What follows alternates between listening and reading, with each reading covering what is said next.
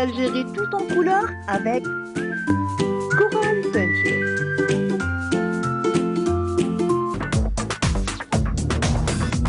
Ensemble, vivons le bonheur d'Algérie.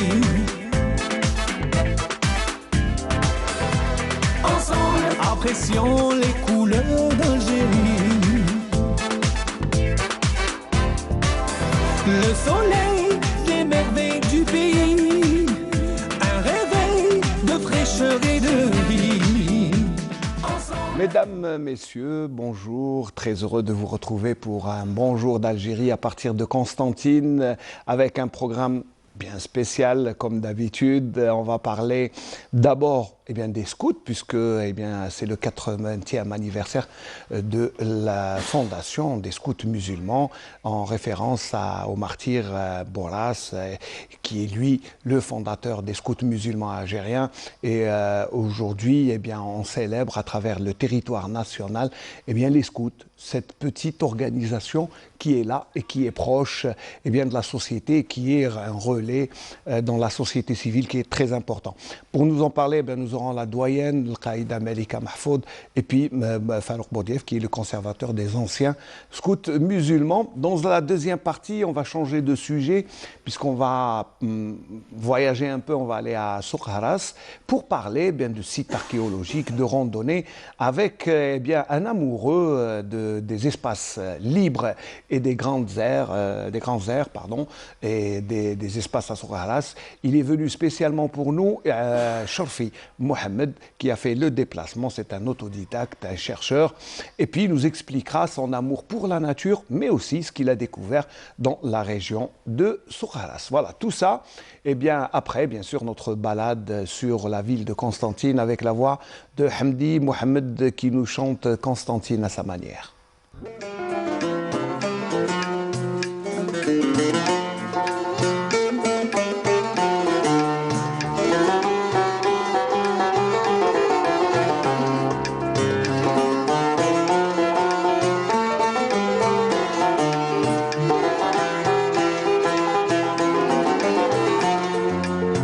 قسمطينة نار هكذا ترى قلبي محير فكرت ايام الصغر توحشت القعدات يا كباب القنطرة عدات عمري المخير الله يرحم حبابنا وجميع اللي مات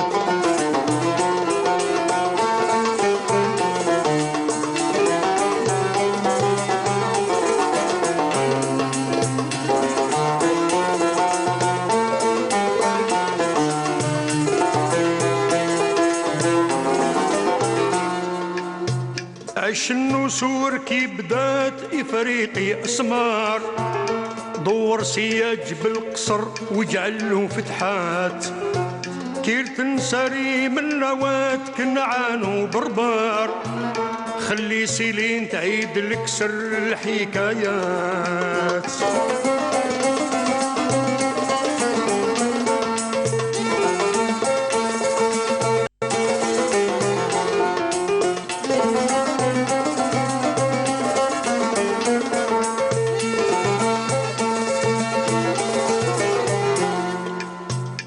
قصرطينا كي برات باباها قدر هاد الربوة العالية فيها ذكريات قال الصراع ميا وفات قرطاج تدمر قال التاريخ قرطة دقت الويلات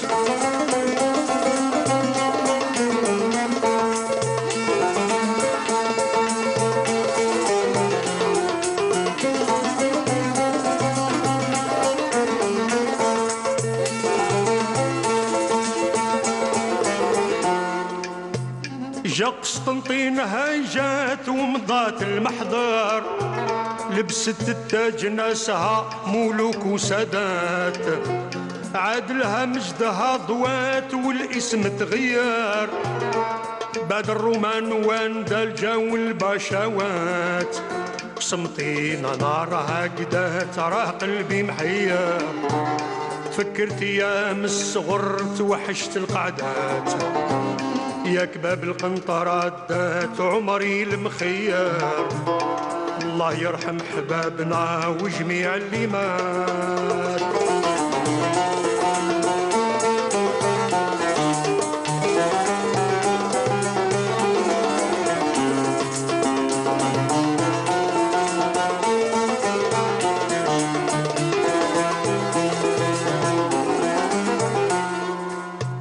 سيرت آيات حفة الوطن، آيات الفن ظاهرة، آيات الفن ظاهرة.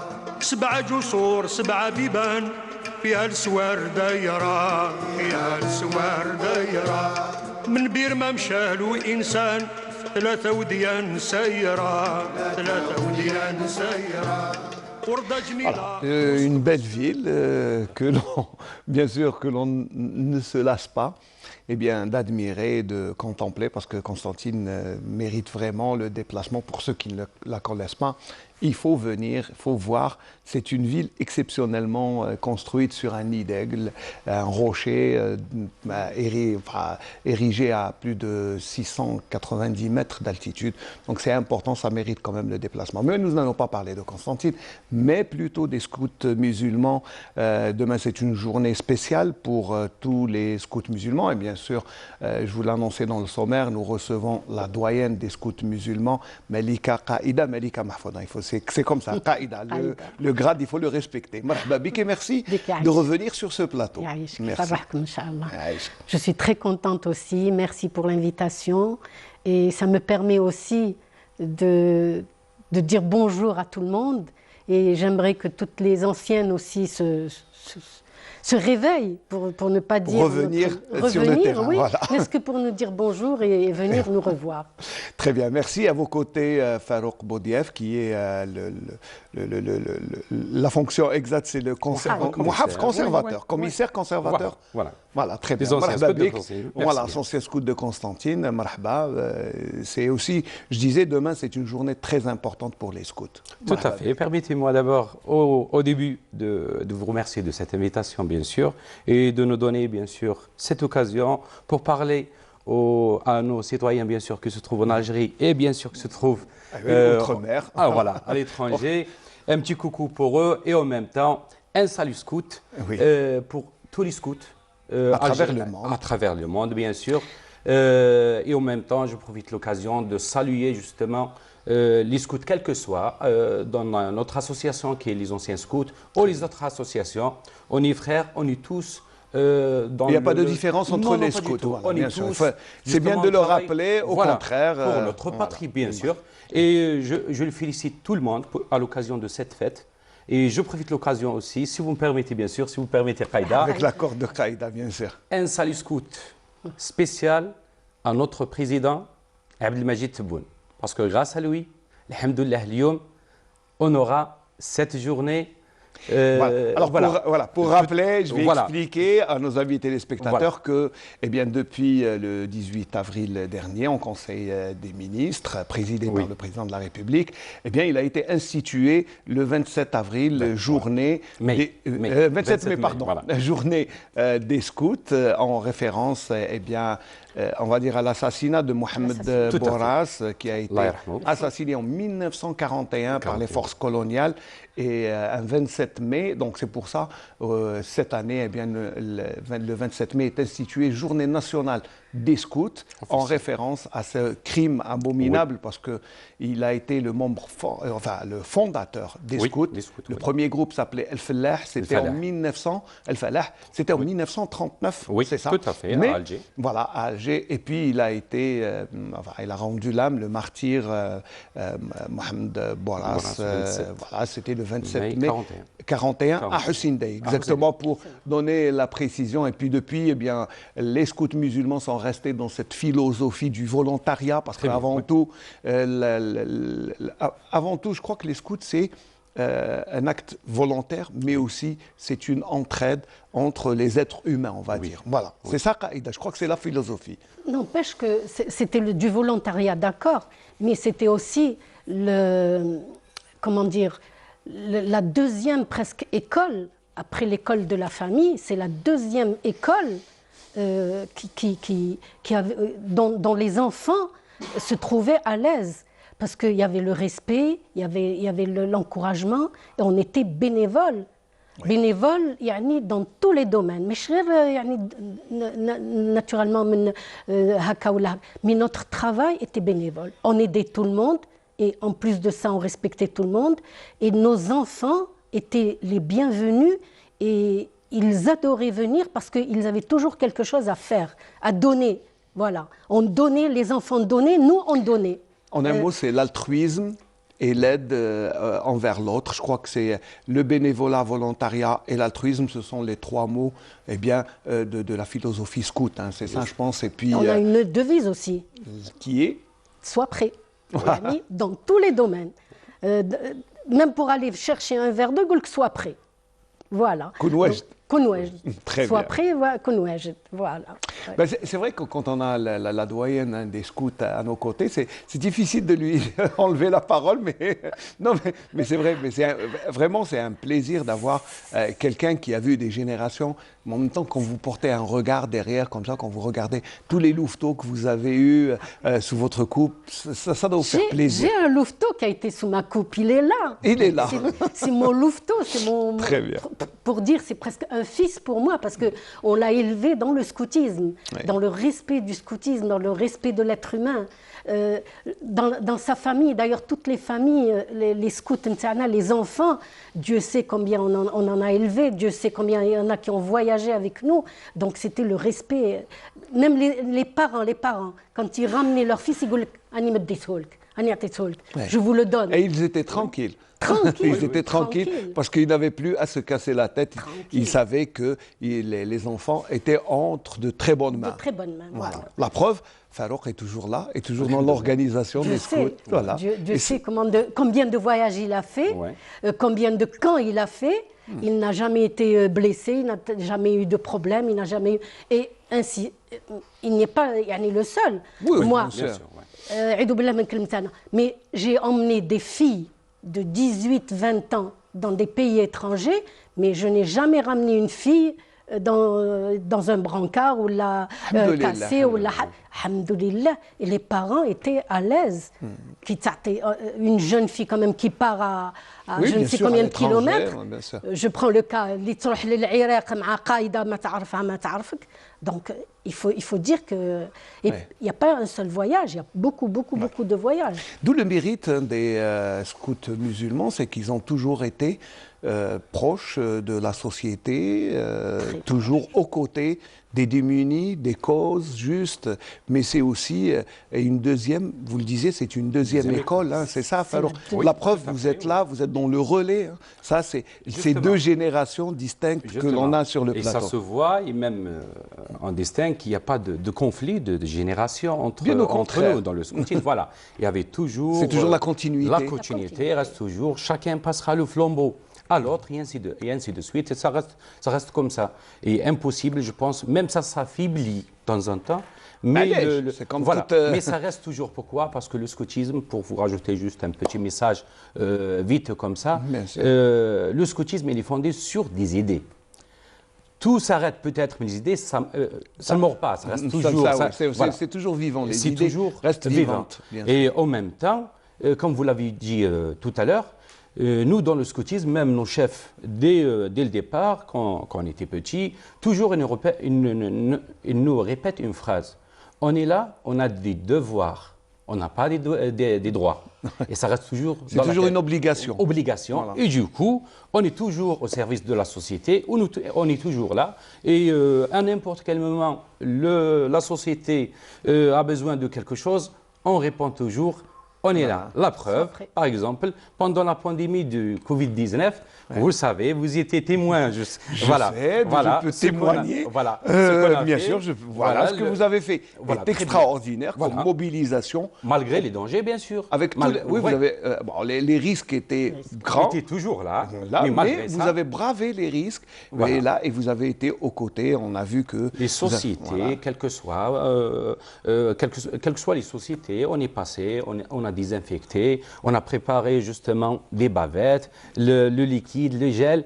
Hein, le scoutisme, il débrouille bien. Il se débrouille bien voilà. sûr. De là, Bien sûr, avec les connaissances, avec. Très bien, Ce qui est bien, très bien. c'est que bon, on vous a vu, par exemple, comme nous, chez Oui. nous, dans notre siège ici à la station régionale, vous êtes venus régulièrement Voilà. pendant la pandémie désinfecter les locaux. Ça, c'est un service citoyen. C'est que notre vous avez. devoir, justement. Voilà. C'est le message que je veux bien passer aux citoyens et surtout pour les scouts. Des scouts, bien on sûr, est là le mérite pour est là. servir. Je crois que vous devez être fier, hein, Qaïda Malika, sûr. quand on voit les louveteaux devenir des loups. Voilà, comme ça, sur le terrain, ça fait plaisir. Ça fait plaisir et puis ça vous dit, voilà ce que j'ai fait. C'est pas tombé à l'eau. D'ailleurs, je vous disais tout à l'heure, Alger avant, je parle Alger scout, hein, je parle pas Alger de capitale. Alger scout, avant, ils n'attendaient que les scouts de Constantine arrivent pour commencer tel programme. Tel événement. Que ce soit les jamborées, que ce soit les camps internationaux, que ce soit les camps nationaux. Ils attendaient que les chefs et cheftaines de Constantine arrivent pour commencer. Quand on leur posait la question, ils disaient qu'on ne sait pas. Comment vous allez commencer? Et c'était nous, Ouais. et c'était les scouts qui Vous commençaient. étiez des leaders, vous êtes toujours des leaders, on va dire, même sur le ouais. terrain. La preuve, bon, là, c'est une des actions, mais il y en a beaucoup. On n'avait pas peur. Voilà, On n'avait jusqu'à pas maintenant. peur. Ah, non, Jusqu'à maintenant. On n'a pas peur de braver avec le danger, de braver avec la chose à faire. On avançait sans reculer. Des fois, il faut faire 2 pas et reculer d'un pas. Non, nous, on avançait avec 2 pas et on ne reculait pas. On reculait pas. Alors, ça, c'était notre devise. Alors, si on peut faire un état des lieux maintenant des scouts ici, bon, pas seulement à Constantine, mais en Algérie, à la veille de la célébration de cette journée nationale. La première, hein, c'est la première fois. Donc, c'est bien, officiellement. Donc, je crois qu'il y a eu beaucoup d'activités, mais quelles sont à peu près les activités que vous allez... Activités, bien sûr. L'activité L'activité des anciens scouts, justement, pendant cette période-là. Premièrement, je salue justement notre grand chef des anciens scouts, Qaïd Saïdoun Mustafa, qui était hier, justement, au Wilaya de Jelfa, où ils ont inauguré le musée. Le premier musée scout sur l'échelle nationale. C'est le premier. Ça, c'est extra. Ça rentre dans l'histoire. Voilà. En fait, il y a 450 mètres de surface. Du coup, maintenant, ça devient un repère. Et pour nous, et en même temps pour les chercheurs qui veulent étudier, justement, l'histoire du scoutisme. L'évolution et le phénomène scout, parce qu'il faut dire que c'est un phénomène au sein de la société qui est bien imprégné en Algérie, parce qu'il y a une adhésion populaire extraordinaire au scout. Et en même temps, ce n'est pas de la date d'aujourd'hui. Ça ne date pas d'aujourd'hui. C'est commencé depuis justement la fondation du scout en 1939. Et surtout, n'oubliez pas le rôle qui a fait le scoutisme justement pendant la guerre de l'indépendance. Du coup, on a 18 chefs qui ont été parmi le groupe des 22. Et en même temps, on a les 6, justement, tous les 6 sont des chefs, des chefs scouts. C'est ça qui est bien. Et puis, les scouts ont toujours été aux côtés de la révolution, de la cause nationale. C'est important de le dire, parce que là, on montrait des images qui datent du 18 février passé, journée du Shahid, où les scouts ont fait des actions extraordinaires. Ils sont toujours aux avant-postes, on les voit, on est là. Donc ça veut dire que dans la société, les scouts ont leur place. Justement, oui. Et ça, c'est pas facile à faire. C'est pas facile, bien sûr. Je crois que c'est le premier mérite que vous avez, hein, Qaïda. C'est pour ça que je vous dis qu'on avance sans reculer, parce qu'il faut dire que dans certaines missions, c'est difficile de faire une mission, de dire comment je vais faire cette mission. Mais finalement, nous avons beaucoup de chefs scouts aussi qui sont dans l'ombre, dans l'ombre et qui travaillent avec nous. C'est pas parce qu'il faut mettre un chemisier, un foulard, mais nous avons tous nos anciens chefs. Mais quand même, ils nous encouragent. On peut baisser les bras d'un jour à l'autre. Je peux dire, moi j'ai baissé les bras pendant une année, mais après, je reprends. Je peux pas. يقول لك سكوت un jour, سكوت toujours. ما كان on peut pas. Je crois كما يقول العربي هذاك الدم تاع الكشاف يجري في عروقنا. ما قدرناش. Moi à mon âge, je n'arrive pas à décoller. Je n'arrive pas à décoller, à rester chez moi comme certaines, mais je vais. Ah, qu'est-ce que vous avez fait aujourd'hui? Des fois, je veux ne pas me mêler de ce qu'ils font, parce qu'il y a un programme, il y a un truc. Mais je me mêle quand même. C'est mes filles. Moi, je les appelle mes filles. Donc, c'est un programme, c'est une notion aussi qu'il faut endurer. Parce que si on baisse les bras, le scoutisme va disparaître. Déjà, il est amorphe. Amorphe, je peux dire pourquoi. Parce que déjà, avec la pandémie, c'est vrai que la pandémie... Voilà, mais moi, je peux vous rassurer que même la pandémie, durant la pandémie, les scouts ont bien répondu. On a vu, hein, c'est pas pour jeter des éloges ou pour mais on peut témoigner. Hein. On les a vus sur le terrain. Sur place. Donc, ça veut dire que les scouts sont là, sont présents. C'est ce que je disais, ils ont fait leur tâche, leur mission, et toujours le dévouement envers les autres. Ça, c'est important. Donc, je ne sais pas si vous voulez, on peut revenir, par exemple, sur cette action que vous avez encadrée durant le 18 février passé, où on a vu... Ça reste toujours, jusqu'à la fin de l'année. Hein. Voilà, c'est une opération qui a été commencée le 18 février, et c'était l'opération... Bon, on va dire qu'elle est grande. Elle a commencé le 18 février, mais elle va se terminer jusqu'à la fin de l'année. C'est planter le maximum d'arbres à travers les cimetières des Shahid. Les cimetières des Shahid. Et du coup, le nettoyage et tout. Voilà, et en même temps désherber. Regardons les images que nous avait rapportées à l'époque. Eh bien, à l'époque, il y a 2 mois à peine, notre ami Mohamed Zmouli.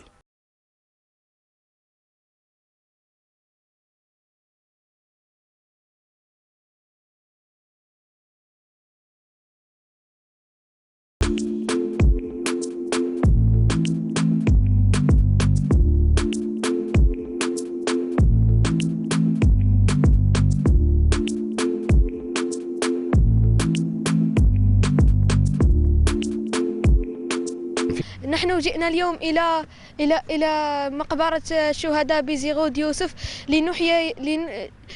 لنحيي ذكرى الشهداء، ولقد قمنا اليوم بعمليات كثيرة، منها التشجير وتنظيف وتزيين الأقبار وألقي لكم رسالة بأن كانوا شهداؤنا الأبرار ضحوا وأفدوا بكل ما لديهم لنعيش في هناء وسلام اليوم. جئنا اليوم للتنظيف والتشجير، وقسمنا إلى مجموعة قامت بالتنظيف وهم الصغار، ومجموعة كبار اللي هم الفتيان. جينا هنايا ونغرسوا في الأشجار. وإحنا من واجب الجيل الثاني أن نقوم بتفكيرهم وزيارتهم. يعني الناس يشيوا يغرسوا الأشجار، لماذا؟ لتزيين البيئة والمحافظة عليها.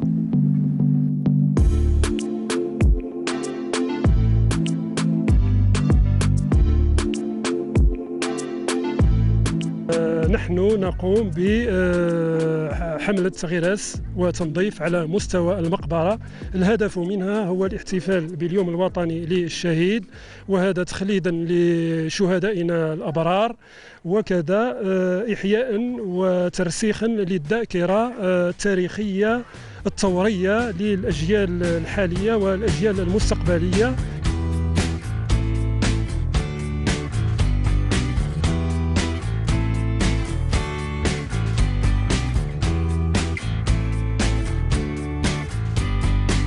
ان شاء الله العمليات كما هذه راهي تعطي واجهه نظيفه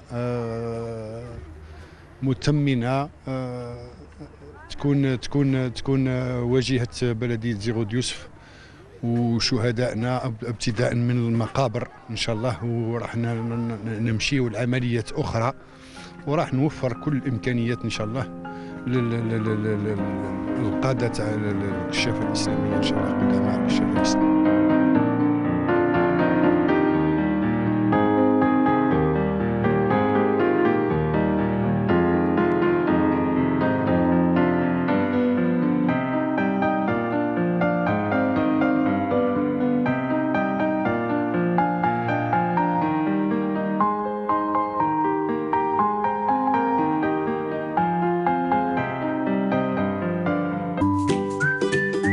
Le bonjour d'Algérie tout en couleur avec Couronne Peinture.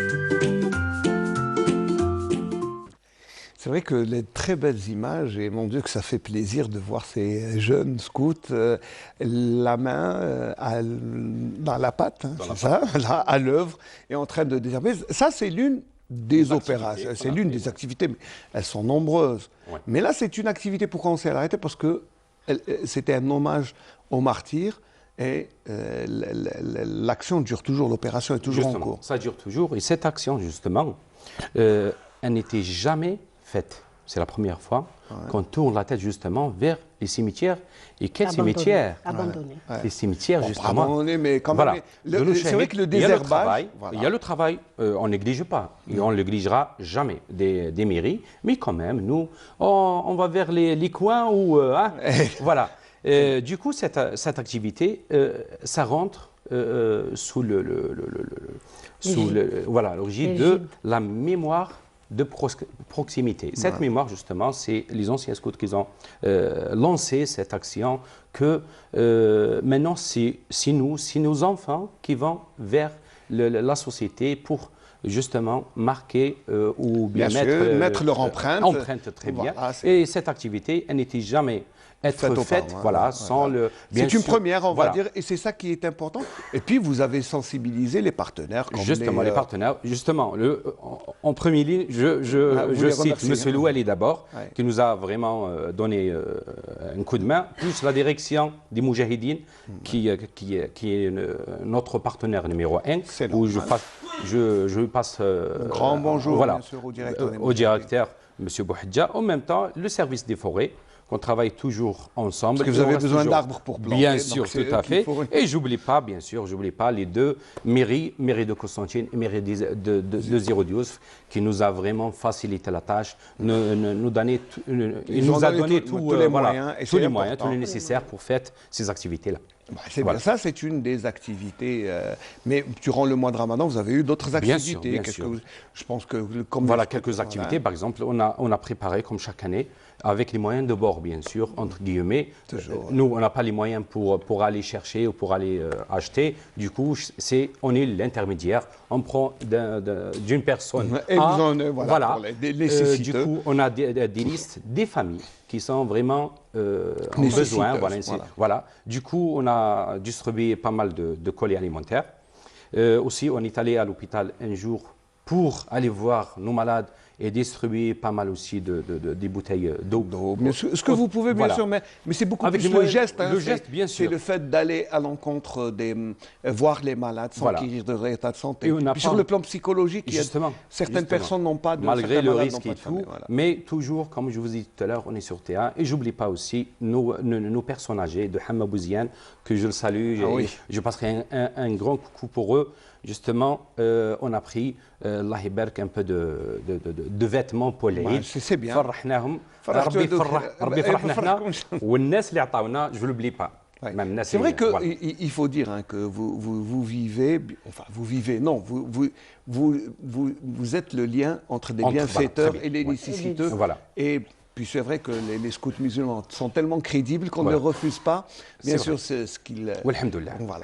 Et puis, Qaïda, ils sont toujours dans la philosophie. Ils sont toujours... C'est ça qui est bien. Alors, vous devez être fiers de ces jeunes. Ben oui, parce que même les quelques anciens qui restent, on est toujours dans cette directive.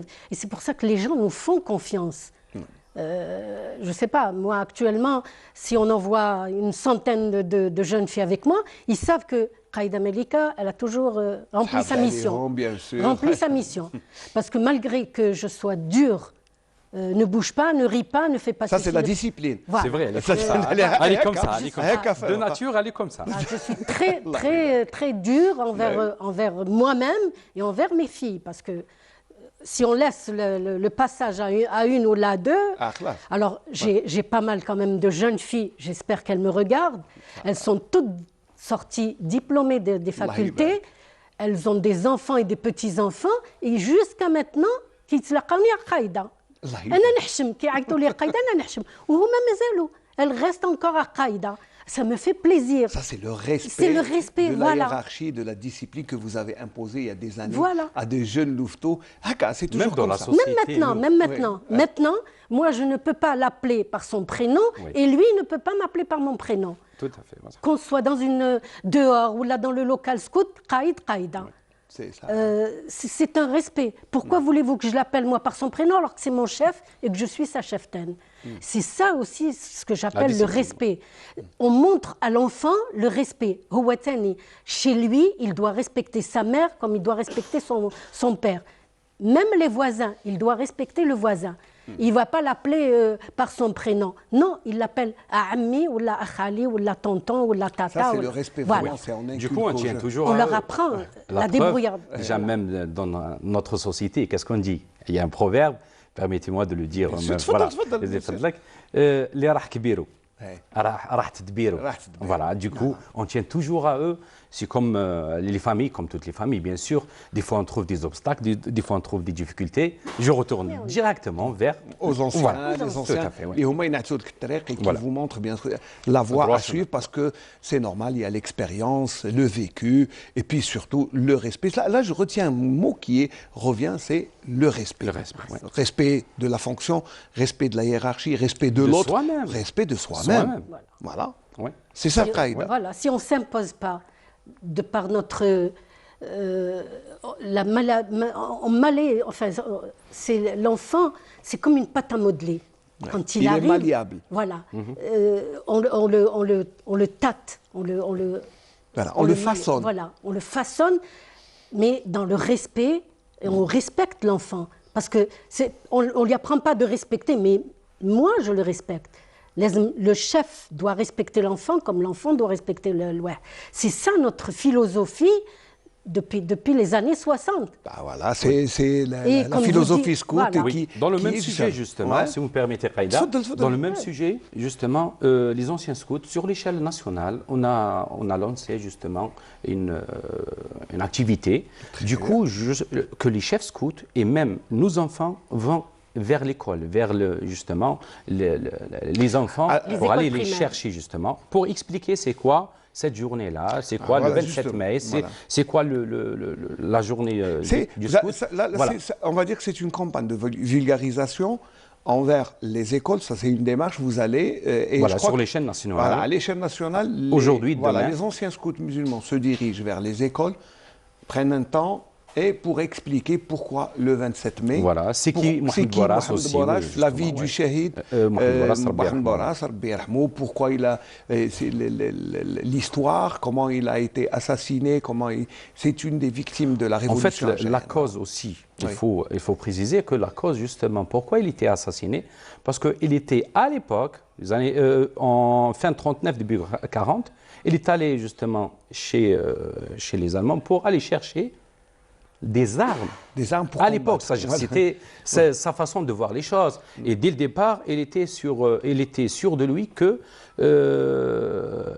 pour faire sortir l'indépendance passait par la révolution. Voilà, tout En à tant fait. que Pas une révolution. Et du coup, après, même en 45, la preuve, le premier shahid en 45 dans les manifestations, c'était un scout, c'est Saad Al-Bouzid, Bouzid voilà. de Sétif, Du coup, voilà. là, le Ruh al-Watani, hein, Ouais, oui. ça a travaillé. Du coup, en Voilà. 54, Et vous êtes toujours 80, au service de la patrie. voilà, De la patrie. 80 ans après, vous êtes toujours dans Au cette service de la- philosophie, voilà. vous êtes toujours mobilisé, Oui. vous êtes toujours dans le respect de la philosophie scout et du scoutisme. Et là, est-ce que le scout musulman ou le scoutisme se porte bien, on va dire 80 ans après le départ, après le décès de Boras Allah yarhamou?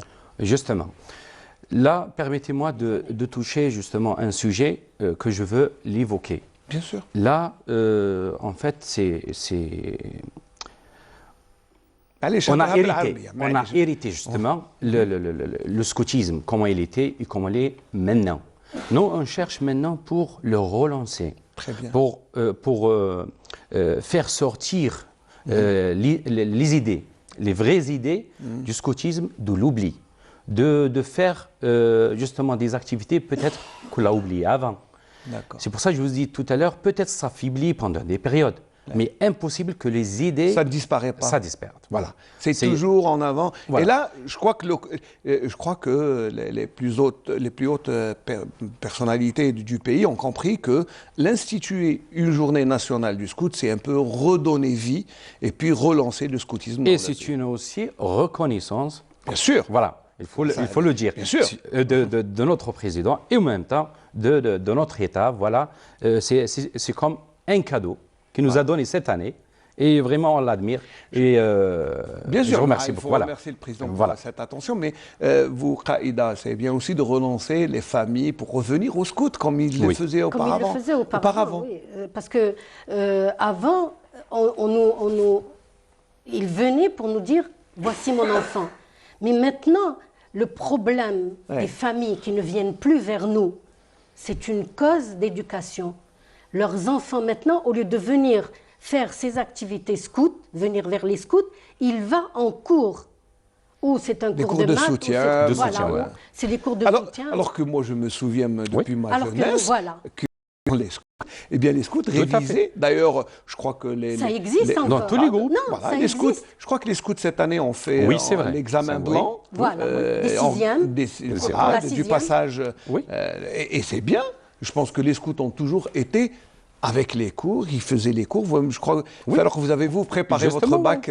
Bac et même à l'université. À l'école. Voilà. Au local, normal. Voilà. À local. Non, il y avait des groupes, parce que les chefs étaient des étudiants à la faculté. Voilà. Rares, justement, étaient dans les années 70-80. On a commencé très tôt. Les années 70, le groupe qui avait des enfants qui préparaient déjà, on les suivait dans leur cursus scolaire, on les suivait. Et en plus, on leur donnait des cours. Quand on voyait qu'un enfant n'avait pas... C'est le chef qui donnait des cours le local, dans le local scout. Le samedi, c'était des cours de soutien. Le dimanche, c'était le scoutisme. Alors, c'était ou une sortie, ou c'était au local. Mais de tout temps, ça a existé. Mais maintenant... C'est vraiment la poisse pour le scout. Parce que c'est vrai. Oui, qu'il y a une rude concurrence des cours de soutien pour les examens. Alors même à l'époque, ils nous demandent même les bulletins. Je me souviens que les scouts ont demandé les bulletins. Et le chef scout, justement. Pour le suivi scolaire. Et le suivi, justement, les notes qu'on a. Le suivi toujours. Et du coup, même là, c'est pour les cours et en même temps dans le scoutisme. Du coup, par exemple, nous, le 27 mai, après-demain et même le samedi, justement, les enfants, on a organisé pour évaluer justement nos enfants dans le domaine scout et dans leur scolarité. Et là, c'est pour les enfants. Et en même temps, même les chefs scouts, le samedi, Inch'Allah, après-midi, il y a 5 chefs et cheftaines qui ont passé justement leur stage, entre guillemets. D'accord, il y a un passage de grade, on va dire. Voilà. Du coup, ils vont être obligés de passer leur promesse, de dire, voilà, أعاهد بشرفي أن أبذل كل ما في وسعي في خدمة الله والوطن, le Dieu et la patrie. Aller vers l'autre, donner le coup de main, في خدمة الآخرين. Et troisièmement, travailler تسمى بالقانون الكشفي ونعملها بقانون الكشاف. Et du coup, à partir de ça, symbole, et en même temps, il va prendre son foulard officiel, ça reste pour lui. Et là, c'est le foulard quand la personne devient un chef. Très bien. Voilà. Ce qui nous a fait rêver, le foulard, quand on était jeune, c'était beau de voir les scouts. Moi, sincèrement, je garde toujours un souvenir extraordinaire des scouts qui marchaient en groupe. Malheureusement... Dans les défilés. Oui, dans les défilés, c'était bien, Qaïda. C'est paramilitaire aussi, Moi, je me souviens, je suis l'une des créatrices de parades scouts. On l'avait faite à la rentrée du Jamboree d'Égypte, et on l'avait faite la place de la Brèche. On sortait des 4 coins de la Brèche. Et on avait fait une parade. Bon, les militaires appellent la parade, mais nous, c'est une parade de scouts. L'année 72, je crois. Oui, et c'était, mes souvenirs sont bien, c'était l'Aïd Krob el Khir, la Ken Mazel, Shrif Zarwela, qui était Flaïrtea al-Foug. Oui, Mazel, voilà. Je parle de lui. Oui, c'est lui qui avait filmé avec M. Ben Atallah, justement, qui était le caméraman, justement. C'est eux qui ont filmé cette parade scout. Pour vous dire, alors, quand on rentrait d'un jamboree, c'était le défilé dans toute la ville de Constantine. C'était pas 100 ou la 200, il y avait au moins 2000 scouts qui paradaient. Moi, j'ai encore des photos. J'ai des photos noires et blancs. Il dit que les mandouches تصويرة noir et blanc Voilà, justement. Ça, c'est pour les jeunes qui nous regardent. Ah oui, il dit que les mandouches noir et blanc C'est pour ça que le scoutisme, alors les foulards, c'est ce que hier, quand j'ai vu le musée ouvrir Djelfa, je me suis dit en moi-même, pourquoi Alger n'ouvre pas un musée national où on pourrait chacun contribuer, récupérer la masse, c'est une masse, le roc, une masse de cadeaux, de foulards, d'insignes, des cadeaux, il y a des cadeaux monstres. Moi, je me rappelle le roi de Libye, en 63, les cadeaux qu'il nous a offerts. Alors, les Algériens sont arrivés. Pour eux, c'est Boumediene qui est arrivé. Allah yarhamou. Donc nous, moi, mon souhait, et je le dis à tous les chefs, que ce soit les SMA ou les anciens scouts, de récupérer tout ce qu'il y a comme patrimoine, souvenir. C'est un patrimoine, puisque maintenant nous avons notre journée officielle. Pourquoi il y a un début à tout. Voilà. Aujourd'hui, on va dire demain, c'est le début de la journée. C'est bien de lancer un appel, c'est bien, Qaïda, parce que pourquoi seulement à Alger, pourquoi pas un musée à Constantine aussi. Non, dans les wilayas, d'accord, je suis pour. Voilà. Mais au moins à Alger, national, j'ai compris.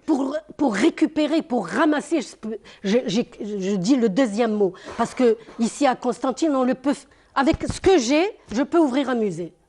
Ce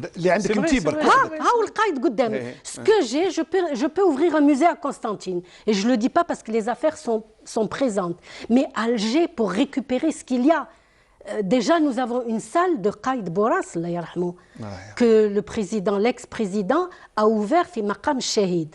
Donc, ça serait bien d'aller. Auquel j'ai assisté, il y avait Qaïd Bestanjik, c'était grâce à lui que nous avons eu cette salle fi Maqam Shahid au nom de Qaïd Boras.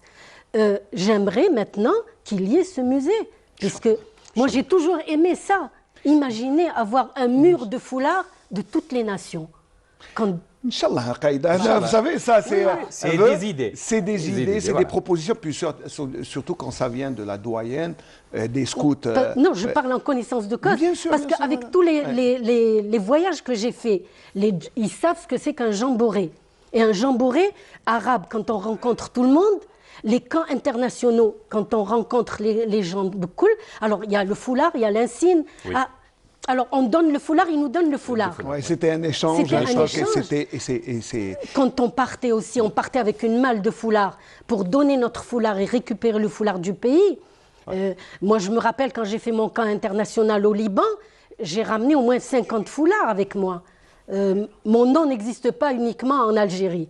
Oui, il existe, on a compris, il est un peu partout dans le monde. Il existe au Bureau mondial scout, que je salue, et je salue le Bureau arabe aussi. C'est une journée qu'ils doivent connaître aussi.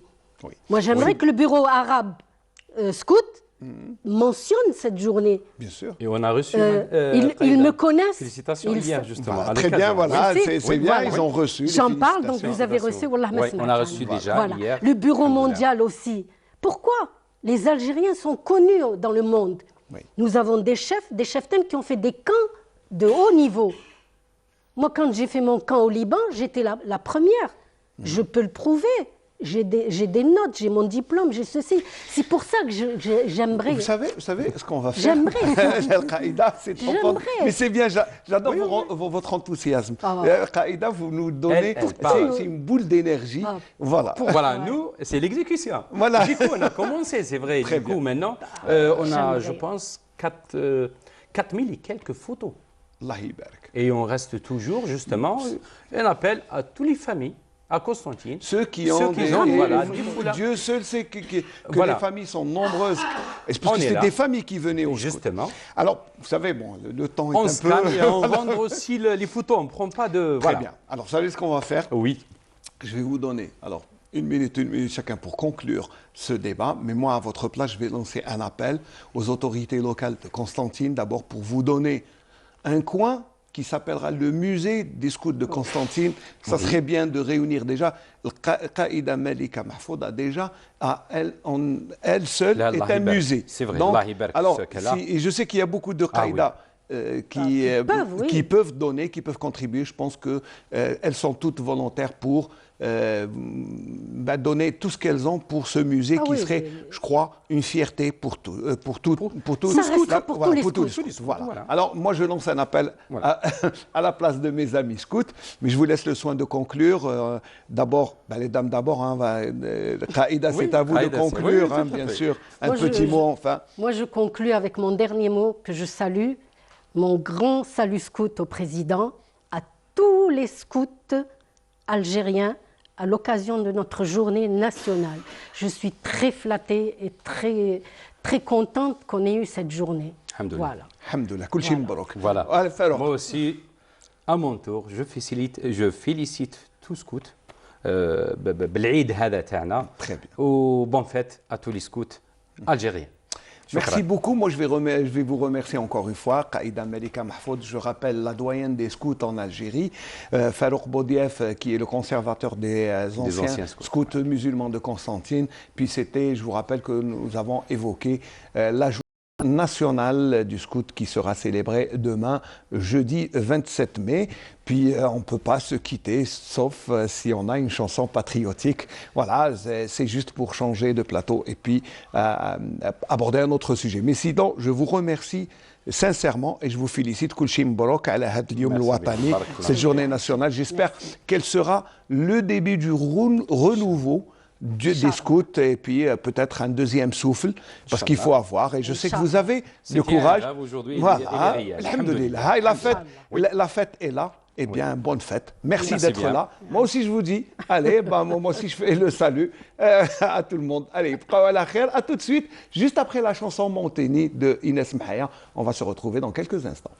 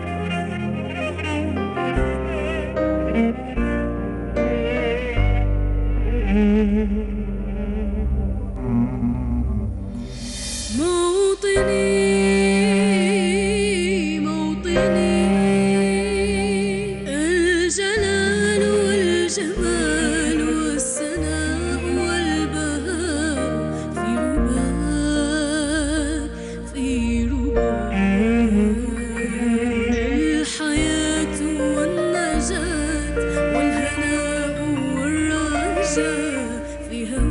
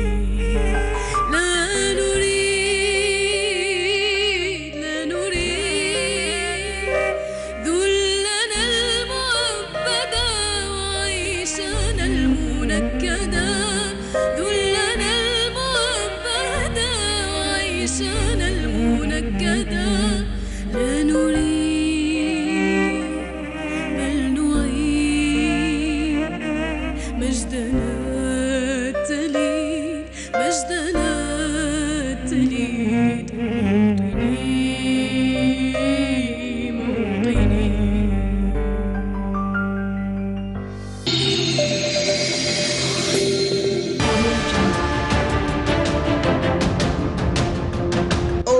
une peinture algérienne aux normes internationales.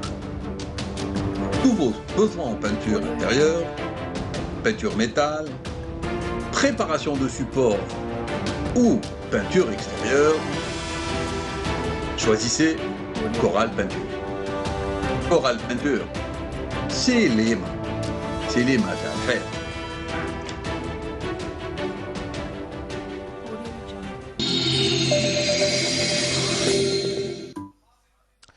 Voilà, nous écoutions Mawteni et puis nous parlions de scouts musulmans à la veille de la célébration de la journée nationale des scouts, la première instituée bien récemment par le président de la République. Et c'est en cette occasion que nous avons bien sûr invité dans le premier débat les scouts. Mais là, nous allons changer de sujet, même si nous allons rester bien sûr chez nous, bien de chez nous, nous allons aller à Soukharas. Alors Soukharas, c'est une cité antique, on le sait. Il y a beaucoup de vestiges historiques, il y a un patrimoine extraordinaire. Mais je crois que pour mieux nous en parler, eh bien, notre ami Sharfi Mohamed s'est déplacé de Soukharas jusqu'ici, justement pour nous parler des découvertes qu'il fait, lui qui est chercheur randonneur. Marhaba bik, Si Majid. Merci bien, shukran. C'est moi qui vous remercie parce que quand même, pour se lever tôt et venir de Soukharas, il faut le faire. Mais marhaba bik, vous êtes chez vous, bien sûr.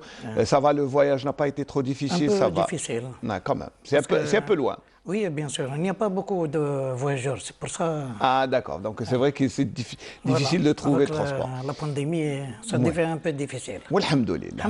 Mais ça va mieux. L'essentiel, c'est de venir. Voilà.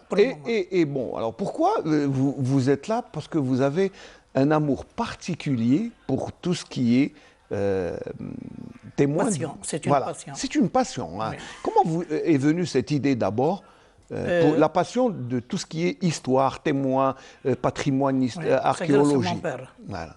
En 64, c'est lui qui m'a initié pour sauver Madoros et Kémissa. Alors, Madoros et Kémissa. Parce qu'à l'époque, lorsqu'on a eu notre indépendance, les deux cités étaient vraiment éblouissantes. Malheureusement, il y a une dégradation, on va dire. Trop, une grande dégradation. Parce que je me rappelle beaucoup ce qui s'était passé. C'est vrai que l'on connaît Khmissa et Mador, mais de nom. Mais c'est toute une histoire. Il y a beaucoup d'histoires. Il y a beaucoup de ruines, beaucoup de vestiges qui remontent encore plus loin dans la préhistoire. Même les sites romains, il y a deux autres cités qu'on oublie et on n'a jamais parlé. Par exemple, moi je ne les connais pas sincèrement. Il y a une cité numide, une grande cité qui s'appelle Narakama. Les Romains, ils ont changé de nom. Civitas Popanzis. Elle se trouve à Khadara. Khadara, il faut nous situer un peu. Khadara, c'est où exactement? Côté tunisien. D'accord. Presque frontière. Voilà, c'est à la frontière. Il existe un autre site romain très important. Qui est on l'appelle Qasr Latash. Il est construit sur une montagne stratégique. Il y a une petite fenêtre, lorsqu'on voit la fenêtre avec tous les sites, tous les Gablona. Très bien. On les voit, par exemple, Soukharas, Tagast, Kémissa, Mador, même Narakama. Alors là, on est en train de montrer quelques images filmées en vidéo amateur par vous-même. Là, vous nous montrez un peu, c'est des dolmens que vous avez découverts à travers vos randonnées. Oui. Voilà. C'est grâce aux copains que j'ai pu déceler les ruines de Makola. Voilà. Il faut nous expliquer ce que c'est, hein, parce que nous, on ne sait pas. Bon, ça, c'est comme ça, c'est un dolmen. Celui-là, c'est non, c'est pas un dolmen, c'est un totem. Totem. C'est un totem de culte. D'accord. Il y a une gravure rupestre liée. Et ça remonte à peu près à quelle époque? Minimum 12 000 ans et plus. Ah, quand même, aussi loin que ça. C'est loin que ça, oui. 12 000 ans, 12 000 ans, oui. Ça remet en cause beaucoup de théories? Non. Non? Ce que j'ai compris, d'après le Coran et d'après Platon, parce qu'ils ont cité une civilisation perdue côté ouest, d'après les pharaons. J'ai découvert des écritures méconnues. J'ai découvert 4, 5, 6 écritures. Et même des fossiles qui, comme on le voit... Celui-là, il n'est pas d'origine terrestre. Voilà, parce que c'est quand même... on voit que c'est un géant. C'est pratiquement un géant. Il fait 6 mètres. Il fait 6 mètres. Presque 6 mètres. Presque 6 mètres. Là, c'est un... Ça, c'est aussi... Je ne sais même pas... C'est un pressoir. Pressoir, voilà. J'ai découvert 4 pressoirs du même modèle. Et chaque pressoir, il y a toute une ville antique. Plutôt primitive. Primitive. Primitive. Là. Et là, c'est toujours... alors, parce que, bon, je rappelle toujours que ce sont des images amateurs filmées. Oui. Voilà, bon, dans des conditions, c'est pour ça. Mais ça valait la peine quand même de voir. Ah, oui. Et surtout, ça, c'est susciter la curiosité des chercheurs. Là, ce sont aussi des inscriptions romaines. C'est Mador, ça. C'était Mador.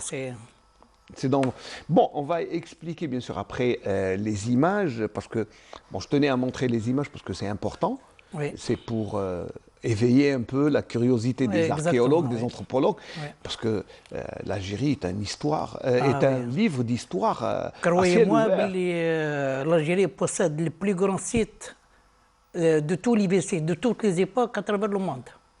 Alors, votre curiosité ne s'est pas arrêtée seulement dans les randonnées ou dans la découverte et puis filmer. Vous avez fait un livre qui s'appelle Madaoros, cité antique, rayonnante de grands savoirs. Oui. Ça, c'est un livre. Un livre, oui.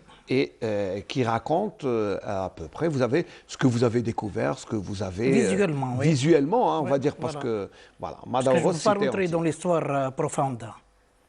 Je n'ai pas le droit de fouiller, voilà. J'écris ce que je vois comme... Voilà. Là, on va dire que c'est la découverte visuelle. Visuelle, voilà. Parce que vous n'êtes pas un historien, vous n'êtes pas un anthropologue, mais vous êtes un chercheur, randonneur, un curieux, voilà, un curieux amoureux de la nature. C'est le chemin le plus beau, hein, croyez-moi. Ah oui. Très bien. Alors, et qu'est-ce que vous nous racontez? Moi, je n'ai pas lu votre livre. Bon, peut-être j'aurai le temps après, parce que vous... C'est le 3e roman que j'ai publié en France. Le premier, Le fascinant bâtisseur de dolmens. J'ai écrit l'historique de 3 grandes cités. Celle de Rokhnia, de Guelma, si vous connaissez. C'est un site préhistorique à ciel ouvert. Il y a aussi de Bounouara, ici à Constantine. C'est pas loin, les dolmens de Bounouara, oui. C'est le plus grand site du monde. Croyez-moi, ce que j'avance, c'est la vérité. Parce que moi, j'ai visité et j'ai vu.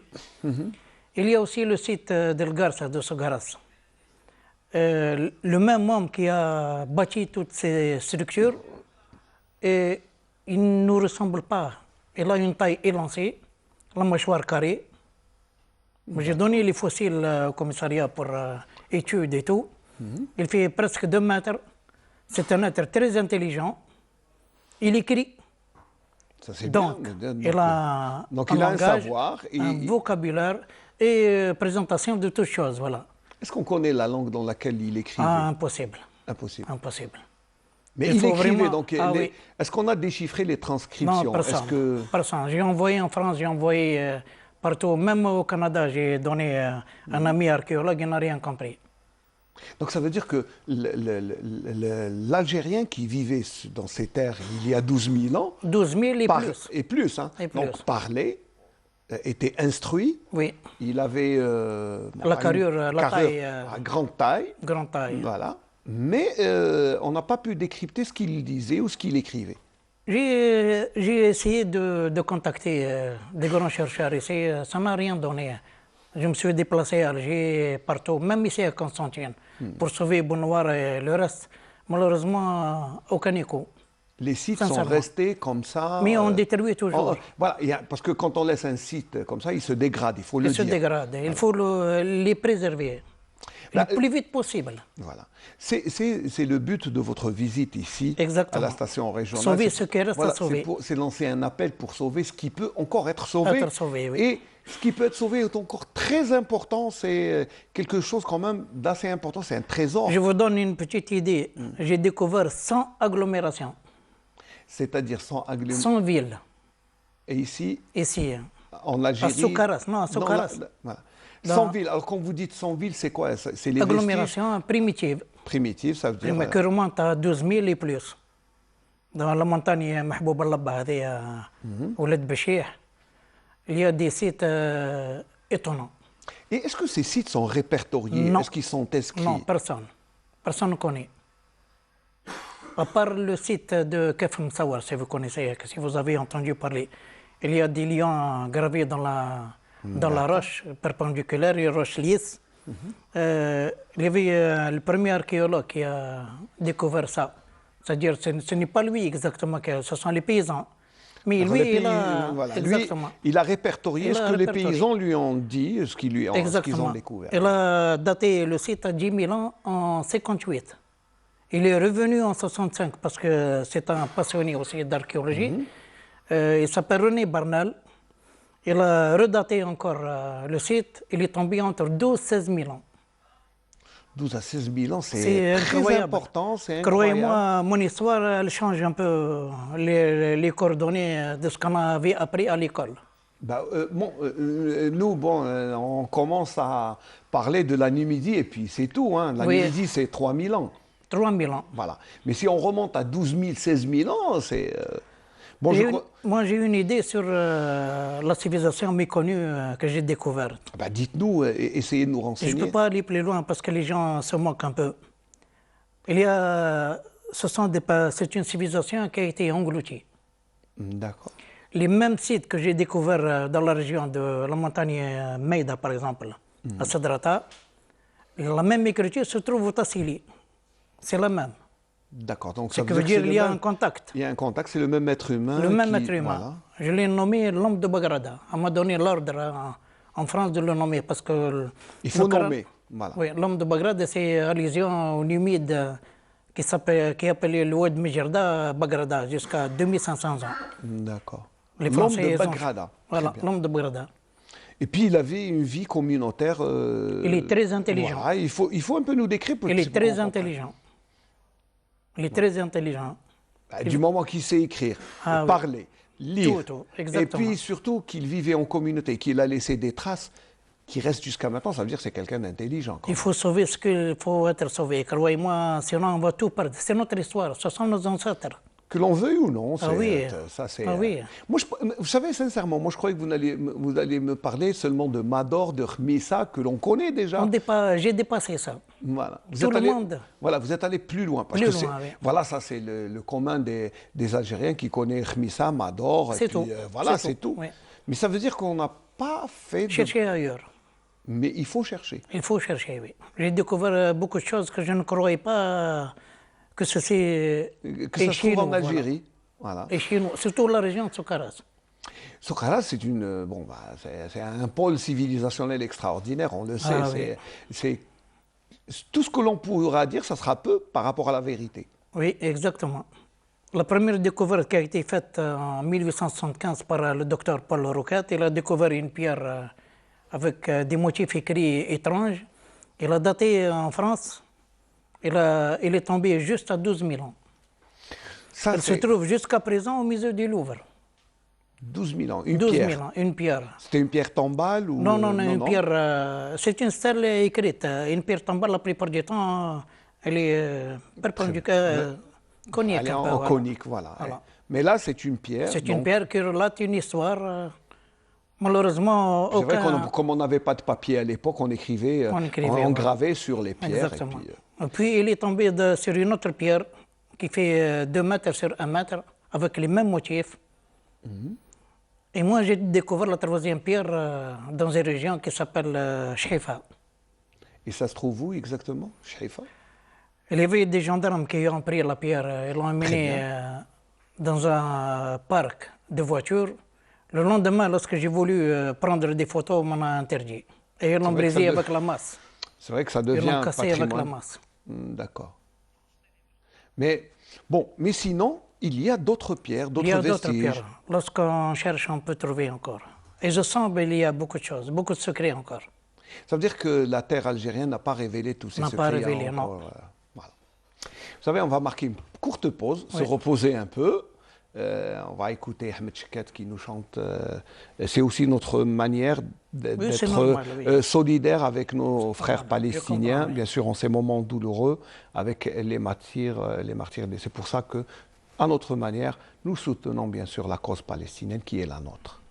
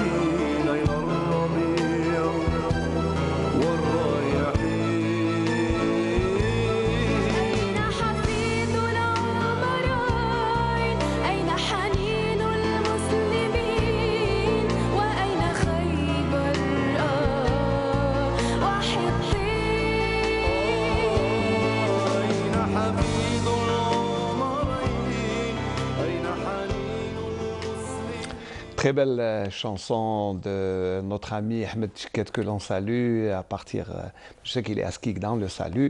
Et puis c'est vrai, très belle chanson. En ce moment, il faut apporter notre soutien à nos frères palestiniens. Obligatoire. Obligatoire, voilà. C'est Chorfi.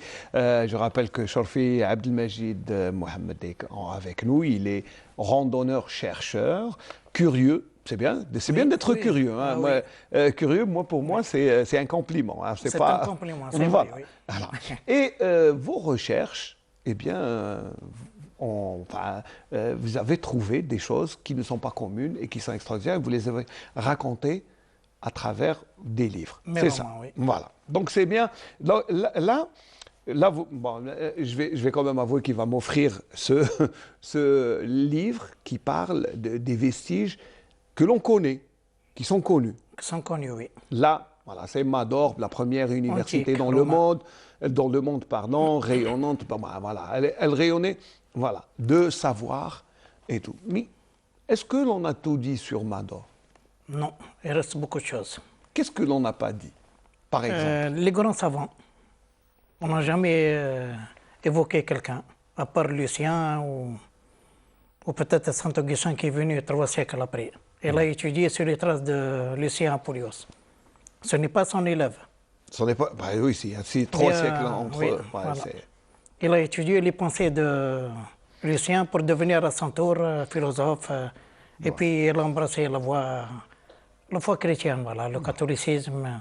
C'était bien sûr bien avant l'avènement de l'islam, il faut le dire, parce que je crois que si ils ont choisi à l'époque ce qu'il y avait comme religion, mais là ça c'est autre chose. C'est autre chose. Mais sinon, ce sont des Algériens. Des Algériens, il faut le dire, à 100%. C'est des Algériens qui ont étudié, qui ont fait l'université, qui ont laissé des romans, qui ont laissé toute une histoire, un enseignement, de manuscrits, oui. Très bien. Malheureusement, chez nous, il manque un peu. Il manque. C'est vrai qu'il n'y a pas beaucoup Bon, c'est vrai qu'on a montré. Il y a des vestiges, il y a beaucoup de reportages, beaucoup de documentaires. Mais ce que vous nous avez montré, là, on ne le trouve pas assez. Là, c'est des inscriptions que l'on ne connaît même pas. Oui. Par exemple, là, on est en train de remontrer les images de tout à l'heure que vous avez découvertes à travers vos randonnées. Oui. Et il faut le dire, ce n'est pas... Le but, c'était de faire des randonnées, vous avez trouvé. Oui. Là, et des stèles, des fossiles, Est-ce que tout ça, je sais que ça a une grande valeur historique, mais est-ce que ça a été décrypté? Est-ce qu'on sait ce qu'il y a exactement? Non. Ce sont des écrits méconnus, des motifs... Malheureusement, il n'y avait pas beaucoup, par exemple, motifs écrits sur plusieurs paires pour pouvoir décrypter. Alors, ce qui veut dire de trouver quelque chose de minime, c'est impossible. C'est impossible de... Et comment vous reconnaissez l'importance de ce qui est écrit, de ce qui est... Comment vous détectez tout cela? Par intuition. Par intuition, je passe, par exemple, dans les randonnées, je ne marche pas sur la piste. Je suis obligé de... Vous prenez les voies détournées. Les voies détournées à travers la montagne, la forêt. Sinon, je ne peux pas découvrir réellement. Et ça ne s'arrête pas. Hein. Donc ça à chaque fois, vous découvrez encore d'autres choses. C'est ça ce qui est bien. C'est que vous, oui. Ça fait combien de temps que vous faites 15 ans. 15 ans que vous faites ces randonnées? 15 ans. Depuis tout le temps, et il y en a encore? Il y en a encore. Il y en a encore. Et ça, c'est ce que vous voyez? Ce que je vois, je l'écris. Pour ne pas perdre le délice de mes découvertes. Très bien. Mais vous sentez qu'il y a d'autres choses, d'autres qui sont enfouies, qu'on ne voit pas sous terre. Oui. Il y a beaucoup d'agglomérations qui sont encore enfouies. Oui. Voilà, vous parlez d'une centaine d'agglomérations dans la région. Dans la région. C'est important. Nous, on nous connaît Sogara, c'est quelques... Bon, Khmissa... 3 sites. Vous connaissez 3 sites. Mais moi, je connais 100. Une centaine? Une centaine. Et une centaine qui ne sont pas découvertes. Qui ne sont pas répertoriées. Ni classées mondialement. Alors, est-ce qu'elles méritent d'être classées mondialement? Elles méritent. Et pourquoi? Parce que c'est une... Ce sont des points stratégiques. Ce sont des agglomérations qui remontent, qui appartiennent à toute l'humanité. C'est un patrimoine universel. On va dire que c'est même plus notre histoire, c'est l'histoire de l'humanité. Universelle. Voilà. Et ça, tout ça, c'est à Soukaras. À Soukaras. Dans la région. Sans compter les autres wilayas, comme Constantine, par exemple, également. Bah oui, Constantine, c'est une autre histoire aussi. Hein, mais... J'ai visité aussi à Constantine. J'ai visité beaucoup de sites. Les domaines les dolmens, Dolmen de Bonouara, il y a des cavernes creuses aussi. à Bonouara. À Bonouara, j'ai découvert deux sortes d'homos, deux sortes d'êtres humains. D'accord. L'homme capsien et l'homme bagradien. L'homme capsien, c'est un petit de taille. C'est un escarcodier, il mange beaucoup d'escargots. J'ai trouvé beaucoup de fossiles. Et le bagradien, il est supérieur. Donc là, ce sont deux civilisations. Non, pas tout à fait. Est-ce qu'ils vivaient ensemble? Est-ce que ce sont des peuplades Ils vivaient ensemble, d'accord, mais le bagradien a refoulé le capsien. Il est par sa force, peut-être qu'il était Il est plus intelligent, il joue avec son intelligence. L'autre, c'est un cueilleur-chasseur et il s'abritait toujours dans les cavernes. C'est un petit feignant, voilà. Très bien. Mais l'autre, non. L'autre, non. C'est un grand gabarit. C'est un rescapé d'une civilisation, puisqu'il sait écrire et lire. Oui, du moment qu'il y a... Donc ça veut dire que c'est quelqu'un de lettré, mais quelle langue il parlait, là on ne sait pas encore. Vraiment... Mais on va dire là, c'est une base de recherche pour les anthropologues, pour les historiens. C'est bien de lancer... C'est une manne importante, archéologique, qui reste encore cachée chez nous. Voilà. Est-ce que vous êtes prêt à montrer ces vestiges, bien sûr? Je n'ai pas le droit de cacher. Très bien. Tout ceci appartient à mon pays, l'Algérie. Et vous êtes là pour donner, bien sûr... Pour donner ce que je vois, je le donne. Ce que je trouve, je le partage. Voilà. Et vous avez fait des écrits, bien sûr... Je suis arrivé à écrire le 20e roman. 20 romans? 20 romans. Allah Ibarak. Et les 20 romans, ça raconte toutes ces histoires? Tout ce que j'ai trouvé, je les écris. Vous décrivez tout ce que vous... Tout ce que je trouve, c'est le chemin. Bon, là, on a vu pressoir, fossile, dolmen, totem. Totem, il faut expliquer ce que c'est un totem. Totem, je ne sais pas comment ça s'appelle en arabe. C'est un fétiche comme les Indiens. Où il y avait un culte, un culte païen. Voilà, un culte païen. Ça veut dire que peut-être qu'ils opéraient des sacrifices là-bas, où ils faisaient, mais il y avait... Non, les sacrifices, j'ai trouvé un grand sanctuaire où on procédait aux sacrifices humains. Et c'est où exactement? Tout près, dans la montagne Imsid. Imsid? Imsid, oui. Un grand sanctuaire, il fait 20 mètres de diamètre. Il y avait une pierre, c'est un hôtel, la pierre avec. On m'a demandé de gratter un peu pour voir qu'est-ce qu'il y a. Ils ont découvert beaucoup de sang. Trop de sang? Trop de sang. Qui remonte à 16 000 ans. Et là, c'est important. C'est très important. Vous n'avez pas éveillé la curiosité des journalistes? Est-ce qu'il y a eu des écrits à travers la presse? Bon, je connais beaucoup de... Oui? Une fois. Seulement? Une fois, j'ai découvert un plancher de mosaïque qui fait 30 mètres sur 20 mètres de diamètre. Malheureusement, ça a été aucun écho aussi. Il y avait la presse qui a parlé de ça, toujours en casse. Et après, on ne retrouve plus. On ne retrouve plus. Ouais, vous savez, c'est vrai que la plupart du temps, on retrouve fortuitement, par hasard, on trouve ce genre de vestiges, c'est lors des constructions ou lors quand on creuse. Il y avait l'université qui s'est penchée. D'accord. Ils m'ont invité, ils m'ont donné un diplôme d'honneur. Et aussi le forum Moujahidine aussi, qui m'ont donné un diplôme pour mes recherches. Très bien. Le docteur Menadji Athman, c'est lui qui m'a propulsé aussi. Vous a encouragé? Ah oui, Kathar Khairou. Il faut le saluer parce que c'est quelqu'un qui vous a aidé, peut-être. Beaucoup aidé. Ouais, beaucoup aidé.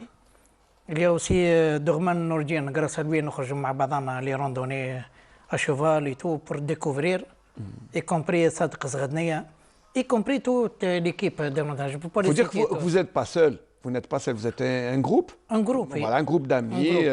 J'ai démarré seul. Hein. Oui, bien sûr, mais vous avez fait des ébules. Ah oui. C'est normal. C'est bien, non? Parfois, je ne peux pas traverser la montagne wahdi. Il faut 2-3 bonhommes. Très bien. On ne sait jamais une blessure, on ne sait jamais.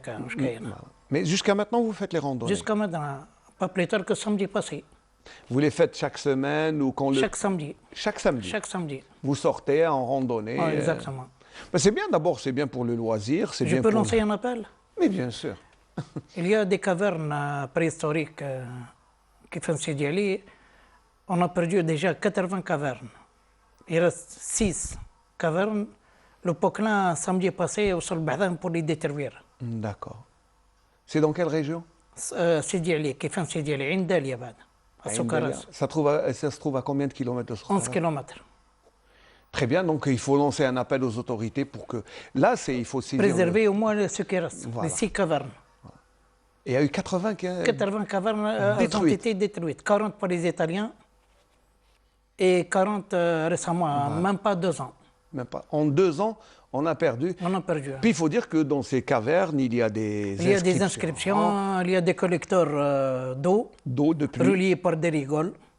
Ouais. Dans la paroi en forme de cathédrale, il y a une bâche à eau kbira. Jusqu'à présent, elle fonctionne. L'eau, elle est récupérée des pluies. Les eaux pluviales sont récupérées jusqu'à maintenant. Jusqu'à maintenant. Et il y a toujours l'eau qui s'achemine vers le bas. Le bas. Vers le bas. Ça, c'est extraordinaire. C'est pour ça que je vous ai dit qu'ils sont intelligents, les hommes préhistoriques. Ouais. Ils ne sont pas des sauvages comme la plupart du temps. Oui, c'est vrai. Bon, c'est des gens qui, quand même, ont construit, ont fait des... Puis c'est ingénieux. Avec intelligence. Si ça remonte à 16 000 ans, c'est très ingénieux. C'est génial. Ça sort du commun. Ça sort du commun. Ça sort du commun, oui. Voilà. Mais normalement, s'ils étaient aussi intelligents, ils auraient conquis le monde. Oui, mais ils ont tout perdu. Ce sont des rescapés d'une civilisation. Ils ont tout perdu et ils commencent à... Et ils ont commencé à reconstruire. Mais ça serait bien d'étudier cette civilisation que vous avez nommée l'homme de Baghrad. Baghrad. Eh bien ça, c'est une découverte. Voilà, parce que... Non, je dis parce que, sincèrement, je n'ai jamais entendu parler de ce genre de feu, mais il faut bien que des gens... Puis vous avez les preuves, il faut le dire. Hein. Ah oui. Il y a toutes les preuves pour ceux... parce qu'il y a peut-être des gens qui ne vont pas croire, parce que c'est vrai, quand quelqu'un rapporte quelque chose de nouveau, on a tendance à ne pas le croire. Mais là, vous avez les preuves de tout ce que vous avancez. Ah oui, j'ai donné les fossiles au commissariat scientifique. Oui. Ils m'ont fait des PV et tout, je ne peux pas les garder chez moi. Oui. Non, bien sûr.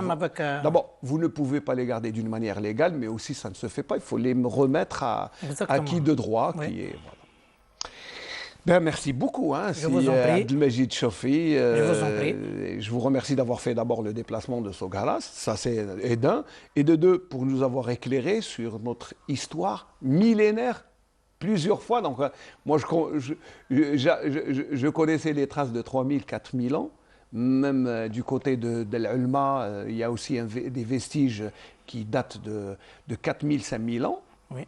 Mais là, vous remettez en cause, parce que ça va jusqu'à 12 000, 16 000 ans. Ben, messieurs les historiens, messieurs les anthropologues, eh bien, à vos outils, hein, parce qu'il y a des outils pour... oui, exactement. Voilà. Je vous laisse le soin de conclure. Si vous avez peut-être un message à annoncer, c'est le moment. Hein, voilà. Je passe le bonjour à ma femme, qui est chez Constantine avec moi. Allah Ibarak. À mes enfants. Et tous mes camarades et amis, y compris toute l'équipe. Voilà. Et puis votre fils qui est au Canada. Exactement. Voilà, il faut le et ma saluer. fille aussi à Dubaï. Très bien, voilà. Merci beaucoup, Chofi Abdelmajid, Mohamed. Voilà, ce sont les deux prénoms et puis le nom de famille. Vous nous avez fait le plaisir de venir de Soukharas jusqu'à Constantine pour nous parler, bien sûr, de tout ce qu'il y a comme vestiges historiques dans la région de Soukharas. Et puis, sincèrement, vous nous avez éveillé notre curiosité. Moi, j'aimerais bien venir.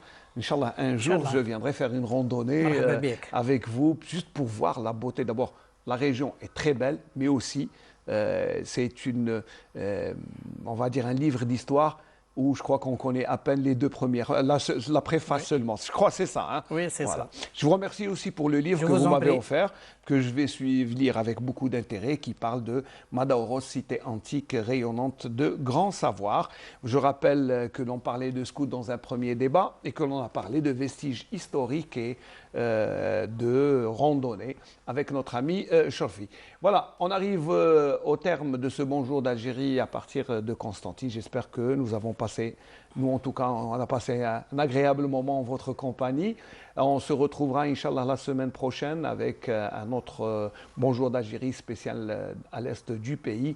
Je vais remercier Nabil Yagoubi, toute l'équipe qui nous aura permis de vous accompagner ce matin à partir de la station régionale de Constantine. Merci les amis, à très bientôt et passez un excellent week-end, Inch'Allah.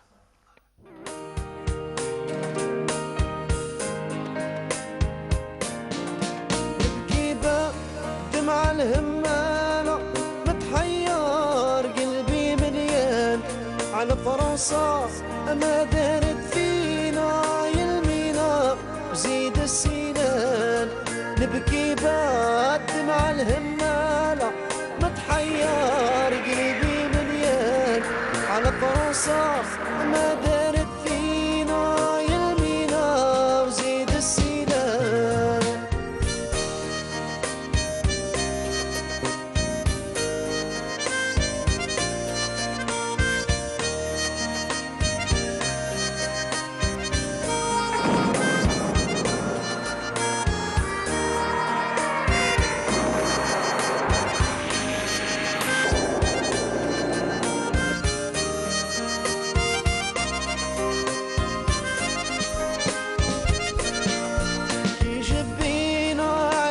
صالح قلبي ما وشي فارح قلبي ما وشي فارح من فرنسا والاستعمار نبكي بعد دمع الهمالة متحير قلبي مليان على فرنسا ما داري